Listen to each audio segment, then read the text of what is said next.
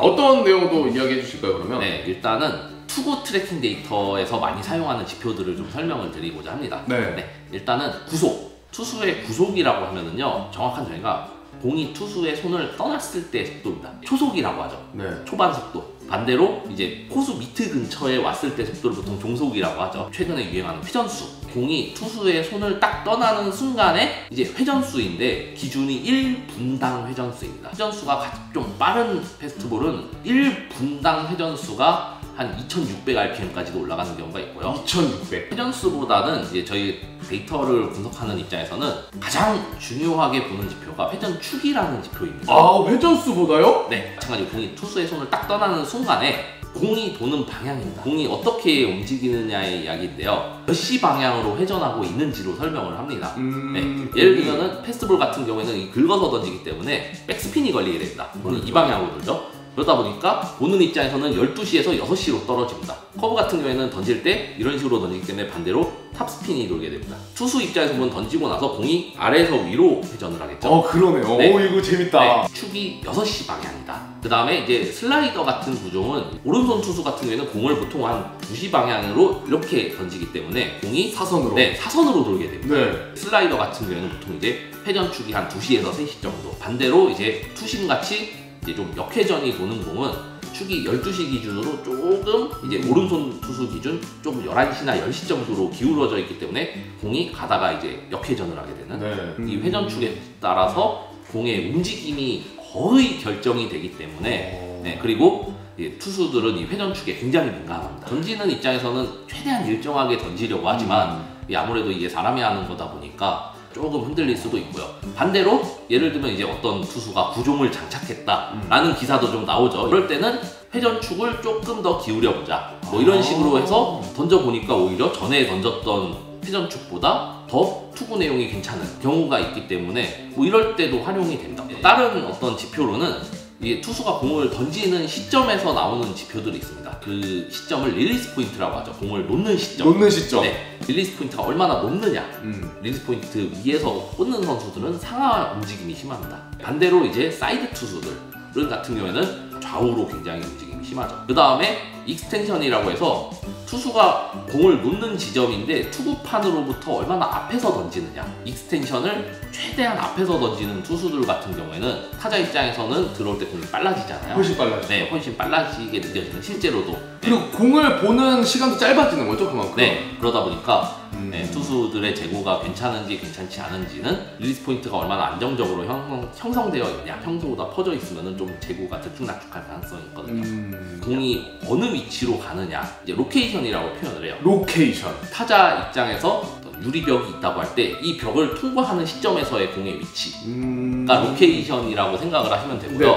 제가 볼 때 이것만 이해하면 투구 관련은 거의 이해를 하실 수가 있는 게 무브먼트라는 개념이 있습니다. 공이 이제 유리판 근처까지 왔을 때 순간적으로 움직이는 속도와 방향. 투수가 공을 회전 없이 던졌을 때는 직선으로 가는 게 아니라 중력에 의해서 포물선 운동으로 떨어지게 됩니다. 그렇죠. 네. 회전이 없다면. 네, 갑자기 수학 얘기가 나와서 죄송합니다. 아니, 이 정도, 아니요. 아, 괜찮나요? 이 정도 수학. 네. 괜찮습니다, 아직까지는. 네네. 그래서 이제 공기 저항이 있기는 하지만 중력에 의해서 포물선으로 떨어지게 됩니다. 근데 이제 예를 들면은 공에 백스핀을 가하게 되면은 중력에 의해서 떨어지는 것보다는 더 올라가게 된다. 덜 떨어지게 된다. 반대로 커브같이 탑스핀을 걸게 되면은 정말 6시, 정확한 6시 회전을 걸게 되면은 공이 훨씬 더 가라앉습니다. 탑스핀이냐 백스핀이냐에 따라서 공이 중력에 의해서 떨어지는 것보다 덜 떨어지느냐 더 떨어지느냐 결정이 된다. 그래서 이 부분을 이제 수직 무브먼트라고 하고요. 수직 무브먼트. 네, 수직으로 얼마나 중력에 의해서 자연스럽게 떨어지는 공 대비 얼마나 더 떨어지느냐 덜 떨어지느냐. 반대로 이제 공에다가 횡회전을 걸게 되면 3시나 9시로 걸게 되면은 공이 좌우로 휘게 되겠죠. 그렇죠. 그러면은 공이 자연스럽게 그냥 아무 회전 없이 떨어지는 거에 비해 공이 왼쪽으로 휠 수도 있고 오른쪽으로 휠 수도 있죠. 그렇죠. 네, 그래서 이런 무브먼트를 이제 수직 무브먼트라고 합니다. 그러다 보니까 이 무브먼트라는 개념을 알아두시면은 변화구 구종 같은 거를 볼 때 좀 유용합니다. 친구들이랑 야구를 보더라도 딱 그 공을 보고 오늘 무브먼트 괜찮구만. 수평 무브먼트 괜찮고 이렇게 한번 해보면 좋을 것 같아요. 아, 네네네. 저는 그래 본 적 없어가지고 네, 제가 뭐 경험담을 알려드릴 순 없고요. 네, 데이터를 분석하는 사람들은 데이터로 야구를 봐야죠. 그렇죠, 데이터로. 네. 그런데 일반적인 야구 개념 중에는 이게 도무지 데이터로 자체로 설명이 안 되는 용어들이 있어요. 예를 들면은 제구라는 개념 있죠. 제구. 네. 투수가 제구가 좋다. 제구가 나쁘다. 투수가 원하는 대로 공이 들어가면 제구가 좋다고 하고요. 그렇죠. 이제 투수나 포수가 원하지 않는 곳으로 공이 던져지면 제구가 나쁘다고 해요. 이 데이터를 보는 입장에서는 뭐가 문제냐면은 그러니까 투수나 포수의 첫 의도를 수치화를 할 수가 없어요. 네, 일일이 인터뷰를 해서 물어보기도 뭐하고 이제 문제는 물어본다고 해도 이렇게 얘기하는 투수, 포수는 절대 없을 겁니다. 나는 타자 몸쪽 30cm 바깥쪽에 1.5m 높이로 공을 던지려고 했다 라고 이야기를 하진 않죠. 근데 저희는 그런 게 필요하거든요. 그냥 몸쪽에 붙였다, 이거는 데이터가 아니죠 사실. 네, 데이터를 분석하는 사람들은 거꾸로 네. 제구라는 개념을 버려버리고 전통적인 제구 개념을 버리고 로케이션만 봅니다. 로케이션. 의도는 빼고요. 결과만 봅니다. 어떤 로케이션이 좋다는 건 아느냐, 스트라이크 존 바운더리에 걸치는 공들, 바운더리에 형성되는 투구를 얼마나 많이 하느냐. 네, 저희 같은 경우에는 제구라는 개념 대신에 로케이션 위주로 보게 됩니다.